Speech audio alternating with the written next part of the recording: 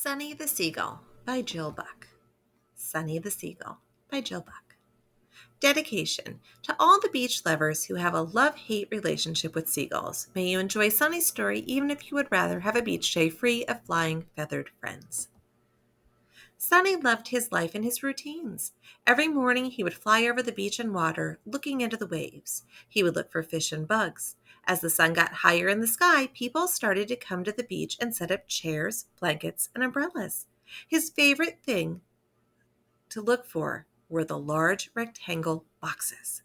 Those usually had seagull snacks. Sunny and his friends would squawk to one another when they saw one. Sometimes it was easier to get snacks when there were more of them.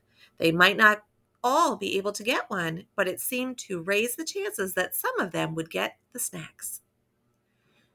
This morning, he had spotted 3 rectangle boxes already, and it was early. The beach cards and the chairs hadn't even set up yet. This was shaping up to be a good day. He wondered what his snack would be today. His favorite snacks were the ones that came in bags and were crunchy. The chips were so good, and once the seagulls got a bag, a bunch of them could usually grab one because there were lots of chips inside one bag. His second favorite snacks were the cheesy, crunchy ones that came in boxes.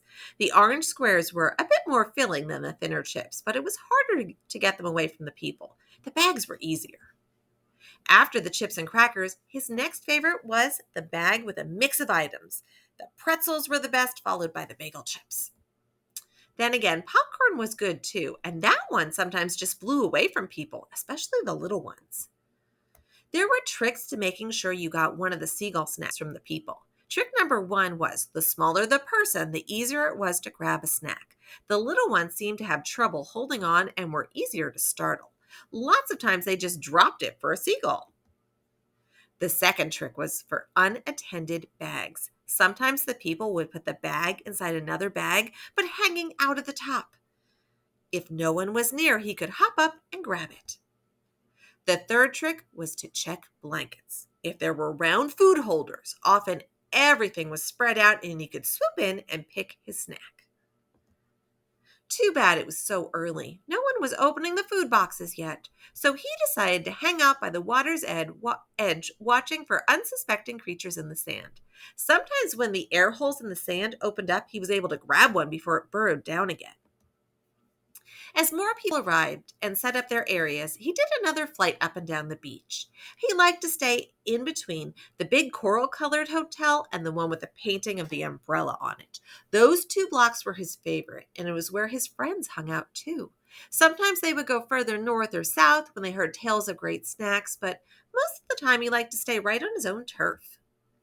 As he was flying, he saw 5 more food boxes and a lot of people with colorful bags on their shoulders and draped over their chairs.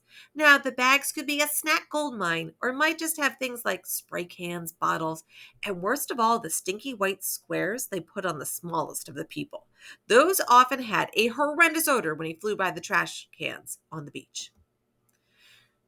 The beach was up to 8 sure thing boxes, and the big white chairs had just been pulled down to the water. Pretty soon, people would start to go in the water and leave their things alone. He might be able to figure out who had what using his sense of smell and his eyes. He could land and walk around. Most people ignored him if he wasn't too close, and he could inch closer once they walked away. Sunny got lucky at the third blanket. There was a round container without the lid on it, and the small people were playing in the sand. He was able to eat 3 colorful, sweet, crunchy circles before the big one shooed him away. The colors had been kind of weird, but his stomach was feeling good. They settled in there nicely and would tide him over until the bigger boxes were opened. A block down the beach, he saw his friend Buster fly up with something in his beak, and the man yelling at him. As he landed, the rest of the seagulls converged on him and started to rip away pieces of what he had gotten. By the time Sunny got over to them, all that was left was a leafy, green, seaweed-looking thing. The bread and meat had all been grabbed and swallowed. "Why do you think they put seaweed on the meat and bread square snack?" Buster asked him. "No one eats seaweed on purpose." "Must be a special kind of seaweed that people like to eat," Sunny said, getting ready to fly off to make sure he didn't miss another snack opportunity.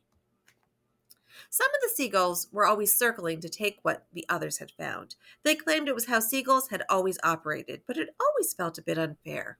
Yesterday, he had grabbed the perfect fry from a man on the beach, and another gull from a different section of the beach grabbed most of it right out of his mouth. He had just flown off with it. Yesterday, he had ventured down to the boardwalk.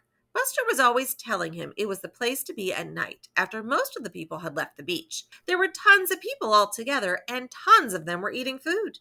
It was different food from what they brought to the beach in the boxes, too. There were golden french fries and cheesy pizza. There was popcorn and funnel cakes, too. But it seemed like all the seagulls hung out there, and even though there was a lot of food, it was hard to get in close enough to be one of the birds who got a piece. He liked his beach blocks and the quiet he had at night. Gliding over his blocks, he saw 4 more rectangular food boxes had arrived. Now to stay vigilant so he could get part of the food when it came out. So far, it seemed people had only taken out cylinders to sip from, but no food. Seeing a group with smaller ones on the blanket, he settled nearby to watch, remembering how clumsy they sometimes were and how he often could get his snack from one of them. Other birds saw him watching and joined him on the sand, some of whom he had never seen before. "You must be a long way from your beach," he said to the one on his left. "I don't think we've ever met before." "Oh, I don't have just one beach. I go to them all," the bird replied. "That doesn't seem quite fair. We all pick out our spots so we can make sure we are all getting a chance." "The sky and the water are free. We can go wherever we want," the bird said, eyeing the blanket and the box hungrily. "I thought we all had an agreement that the boardwalk was fair game, but the beach blocks only had some gulls." "Maybe you and your friends agreed to that, but we didn't all agree to it. I travel the whole coast, and I go where I want. No one is going to be telling me where I can and can't go." "Are you even from here? I feel like I've never seen you before," Sunny asked. "Seagulls can go wherever they want, so that is what we do. My pals and I have been working our way north for the past month. I don't think we will stick around here for too long. This beach is barely worth our time with how little trash and food there is." "You could move on right now. No one would miss you." "I am sure you would like that, but we are getting a meal before we head out of town. Maybe you could learn something from us." They all heard the squeal of a rectangular lid and the crinkle of a bag of chips. The newcomer and his friends all moved closer to the blanket. The family noticed them and sighed in disgust, putting all the food back unopened. The birds stepped back, but when it became clear that no food was going to be opened anytime soon, they flew off without a backward glance. Sonny stayed where he was, still thinking over how selfishly the other group had acted. He and his block friends all competed for the food on their blocks, but never crowded a family and never encroached on the blocks belonging to other birds. They were there every summer and knew each other by sight and oftentimes even by name. How could those others think it was okay to move in, disrupt the order of stacks, and then fly off to do it again to someone else?